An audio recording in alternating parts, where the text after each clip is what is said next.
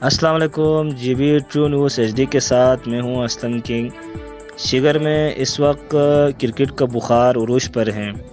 King 11 न्याली की जानिब से एक खूबसूरत टूर्नामेंट जो कि न्याली स्टेडियम में मुनक़िद किया जा रहा है, जिसमें पूरे शिगर से तकरीबन 20 टीमें हिस्सा ले रही हैं। आज इस खूबसूरत टूर्नामेंट का दूसरा दिन था, जिसमें 2 मैच खेला गया। पहले मैच खर्रों 11 और सितारा जुर्रत स्ट्राइकर के दरमियान खेला गया, जिसमें सनसनीखेज मुकाबले के बाद खर्रों 11 ने मैच अपने नाम किया। दूसरे मैच जो कि सितारा जुर्रत स्टार और किंग 11 न्याली के दरमियान खेला गया, जिसमें किंग 11 न्याली ने खूबसूरत खेल का मुजाहरा करते हुए मैच अपने नाम किया। नाजरीन, आप लोगों को बताता चलूँ, यह खूबसूरत टूर्नामेंट किंग 11 न्याली शिगर ने अपनी मदद आप कर रहे हैं।